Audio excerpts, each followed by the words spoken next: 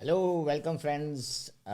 Thank you for liking and subscribing to my channel Moise Live. And today I'm coming in front of you with another episode which will talk about on agile estimation. This has been a very popular and controversial and complex topic in the world of agile, and that is why I thought let's start with something which is also important for the audience which are at the intermediate or advanced level, so that we all can enjoy the videos. And what I will be doing today is I will talk about the basic of what is agile estimation, why estimation is important, how it is different from the traditional or waterfall style of estimation, and also we'll talk about some of the basics of how to do relative sizing and what it means and all the stuff. So let's go ahead. Let's talk about the basics of what is agile estimation. So first of all, let's talk about what is estimation. So whenever we talk about estimation, why we do estimation is the first question that should come to our mind. And the best way of articulating this is to understand that when we do estimation, the reason we do estimation, or the reason why somebody asks for an estimate, just imagine you call a painter to your house and you want to paint your 3 BHK flat or whatever house you have, big or small. When you call somebody, the first thing you explain is what you want to do. So I want to paint my house and I want this kind of a paint and how many colors you'll have and so on and so forth. Once you do all that conversation, the most natural thing to ask next will be how much it will take and how much it will cost. Like how long it will take and how much it will cost, basically. So these are the basic questions we always ask. And then based on the answers we get from the other party, we decide whether we want to go ahead with that or not. The challenge with estimation, or the side effect of estimation, is though the word it talks about estimating, which is like guessing or trying to gauge how long it will take or how much it will cost. But when I, as a customer, am listening to that estimation or I'm understanding, I don't consider that as an estimate, or I don't consider that as a guesstimate. I consider that as the fact. So end of the work, if somebody has asked, say, $100, and eventually their end of the work, or maybe 80% of the work is done, and the painter comes and tell me, you know what, you need to pay another $50. I'll not like that. Though I know that we just estimated it and it was the reality, but the fact is that as a customer, that estimation gets locked in my mind. And this is a challenge with estimation, but still we need estimation. In the world of lean, and I'll have a separate episode on what lean is all about and how it is important, because that is a very close companion of agile, and without lean, agile doesn't work effectively. But that's for a later topic. But the the reason of us estimating is, as the name suggests, is to gauge. Okay, but the paradox is here is that whenever we estimate, it is considered as, or we expect it to be as accurate as possible. And today I'll explain the challenge with that and how agile helps us. So let's go ahead. Let's talk about what is estimation. So whenever we estimate, there are different form of estimation. Like as I mentioned, that one way of estimating is basically you talk about the cost. What is the cost of estimation? What is the cost? How much it will take? $100, $200, or $5,000. How much money it requires, or you estimate this work will take for us. On the other hand, the second very common form of estimation is with time. You say, you know what, I'll take 5 days to complete this, or I'll take a month to do this kind of a work. And this applies to every work, whether it's software or any other work. This concepts works pretty well, and this is how naturally in our day-to-day time we work. On the third one, which is very unique at the project level or initiative level, when you're picking up a large initiative or a project, is to estimate the efforts, how many people you require, and what will be the magnitude of uh, personal resources required or efforts required to do this work. So these are the basic three form in which traditionally we estimate. Okay, and now slowly I'll take us to the level where we'll talk about what we do in Agile and why we do the way we do in Agile. So the the currency of estimation, which was traditionally accepted, and as a human, and it's important that we understand how the human mind works and human brain works, because we are working with people. So as an agile coach, as an agile practitioners, we should also understand how the human works, how the human mind work. Okay, so when we talk about the most natural way of estimation, why it is the way it is because we as human understand that very well. So it is the time or it is its cost. These are the things which are very clear to any human being. I don't know, when we estimate. But actually, in the world of agile, we don't want to go with that. We want to use something called as story points. So basically, what are story points? Story points are numbers without any unit.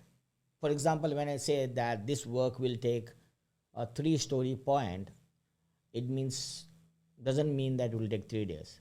It doesn't mean it will take 2 days or 5 days. It depends on who is doing that work. Okay, so in the future episode, I'll pick up a concept of how to use story point and how to convert that into cost or time, because in a natural communication to your customer, you can't talk in story points. Like for example, if I take the same example where I started our conversation with, so when a painter come to my house and I give all the requirements or my need, and then the painter, being an agile expert, comes and tell me, you know what, it will take 13 story point, it means nothing to me as a customer. So you can't use this language to communicate to the customer. This is used only when you want to gauge the work within the team you're working with. And so keep in mind, this is A, within the team, B, it's a number without any unit, and the kind of number we use in this, and it could be a very technical word, and it doesn't matter what it called, but it's a series which we know, which is called as a Fibonacci series, which you can see on the screen. So the way I thought was that rather than mugging up or trying to just listen to something, let's play together and see what this series is all about. So this is a very very popular curve in the world of agile. In the world of agile, Fibonacci is used from quite a long time, and not only in agile, it's an engineering curve which talks about how the magnitude change or affects or reflects when your complexity change, and that is why it's so important. And to be very frank, in I was having a conversation some time back, and actually somebody highlighted, and it was so true, that even the nature works in the form of Fibonacci. So when the flowers comes up, they come up in a Fibonacci sequence. Okay, so when the petal comes up, it comes up in 2, 5, or 3, those kind of combinations, and sounded so true. Though I didn't do any research on that, maybe in the comments you can share whether that is true, what you think about Fibonacci connected with nature, and whether it's really a curve of more natural significance than what we think so far. Most welcome. Please do that, because we all want to learn from each other, and that is the purpose of pushing these videos as much as I can. So let's play this game. So in the Fibonacci, maybe many a times we start with a 0. So the 0 is my starting point. We also have half. So that could be my starting point. Okay. Or to make it a bit more simpler, okay, we can start with a number, a unit called 1. So 1 means it's one story point. As I said, it doesn't mean anything in terms of how many days or time. So the next number, naturally, if you go even in a numerical form, it's number 2. So let's put that. So 1 is the smallest number in my series, because I don't want to take half and 0 for now, and we can add it if we need it. So let's say 1 and 2 are your starting number. And now the Fibonacci is very simple to create for the next one. The next number will be the addition of the previous two number. So you add 1 and 2 together, and that will give you a 3. So 3 becomes my next Fibonacci, or next story points which are allowed to take. Okay. Now you add 3 and 2 and it becomes 5. So 5 becomes my next number. Now you add 5 and 3, it becomes an 8. Okay. So 8 is my next one. Now you tell me which is the next one, and I want to do this live, and let's see how it goes. And I think it will be good to have some live conversation with our subscriber, so that we can do a bit more fun. And so let me put the next one. So 5 plus 8 will be 13, and then 13 plus 8 will be 21. And hold on, so now this looks like 21 is not in my list. And that is where we simplified the Fibonacci, and we are saying it's a modified Fibonacci. So we don't want to go very mathematical, because we want to keep it simple for people to remember. So now we round off things. Instead of saying 21, we are saying 20, and then we directly jump to 40 instead of saying 33, and then 100 instead of saying 60. So that is how we proceed further. And now, so this is where we stop. And the reason we stop here is that in Agile, it's important to keep the job size small as possible. And when I talk about lean, I'll talk about what is job size and what is batch size and so on and so forth. So those are some more advanced topics which we'll take up as we go along. But for now, if we get a work in hand which is beyond 100 points, or rather even beyond 40 points, and some of the agile teams are very, very strict, and they say, you know what, anything beyond a certain point, whether it's 8 or 13, we don't want to pick it up. But let's say if it is bigger than 100, in a sense, in that case you can use a number or a symbol which is called an infinity symbol, or a very large. What infinity means, it's too large. I call this as a sleeping 8. So if you realize that the 8 is sleeping, it's too long, it's too big, the work, and we don't want to pick that up. We want to cut it into a smaller chunk so that it becomes consumable and deliverable. And that is more important in Agile, that we should be more predictable as we go along. Okay. The another symbol which is of a great use is called a question mark. So when you look at the question mark symbol, what it says is, I'm not clear with the work. There are still a lot of unknowns. Yeah, somebody call me and say, you know what, I need to paint my house. How long it will take? That's not enough information for me. I need to understand how big the house is. Oh, it's a 3 BHK. Even then it's not enough, because I don't know what is the definition of 3 BHK, how big it is, where it is, how complex it is, what is the environment in which it is located, and so on and so forth. So I need more information. Whenever you need more information, we are not obliged to estimate in Agile. Whenever you need more information, it means you need to wait. You need to get those information, or you create a work to gather those information, and we call that as a spike story or a spike work, like a POC work or an R&D work, because I need to understand that. So I'll call, whenever somebody calls me and say, you know what, I need to do this, I'll say, wait, I'll visit your house, I'll look into it, and then I'll estimate. And you'll find this so common in the real world, the world outside as well.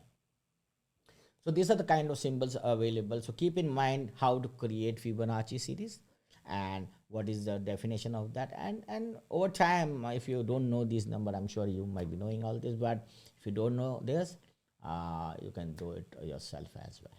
So this is how we do estimation using Fibonacci, or what are the Fibonacci number. Now to go further, okay, and if you are connected with me for this long, I'm sure this video will be of some help. So please make sure press a like, subscribe it, so that you are part of the community, and we can grow together. And make sure that you hit the bell icon, so that the next series, and I'm thinking of creating a couple of additional series as you go along. You get the notification along with that. Yeah, so please help me to create more content for you and share your views, feedback on the comment. But this is not the end. This is just a milestone where I thought I'll share my channel, and it's called Moise Live. So let me go ahead without further ado. So now we'll play a game. What we'll do is we'll see how to estimate, and to keep things simple, we are using certain birds and animal to see how to estimate things. And usually I use this in my class as well, when we are talking to people, and it's really a fun way of understanding the estimation process.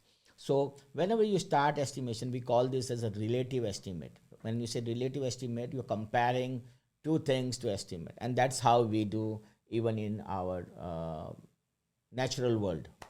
I call this as a natural world and corporate world to differentiate. In a natural world, whenever we estimate something, we use our historical data, our experience, and based on that we estimate. In the world of agile, whenever you try to estimate thing, we use certain comparison.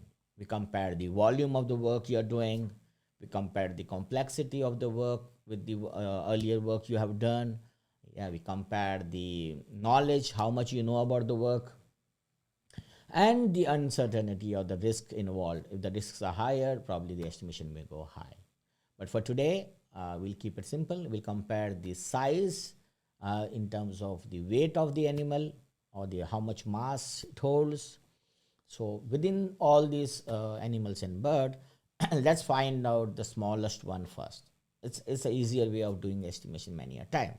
So look at this, and probably I would love to do this on live, as I said earlier. The smallest one is a chicken, and usually there is no doubt most of the time that chicken is the smallest in this case. So we put a 1 there. Now our job is to compare other animals with chicken. So keep in mind our comparison is only between chicken and the rest of the animal. We are not ranking each of the animals. We are not saying that chicken is 1 and hyena is 3 and gorilla is 5. No, we are not going that way. How we are doing is we are comparing the next animal, because the work you will get will not be in a ranked sequence. It will come with the priority. So let's say the next priority your product owner tells you is, I need to understand horse, okay, mass of the horse, or the weight of the horse. Now when you look at the horse, okay, now people will start thinking. So this is how we work, okay. So when you have a team of say 5 people, all 5 are thinking together, and we are trying to estimate what could be the horse. So let's imagine that you and me are playing or working in a team, and we are a team of 2 or 3 people, okay, and we are estimating. So I am thinking, look at the chicken and the horse, and probably it could be a 13 for me, okay, and somebody else is also thinking a 13, but no, one of us might think it's a 3, okay, somebody might think it is 100.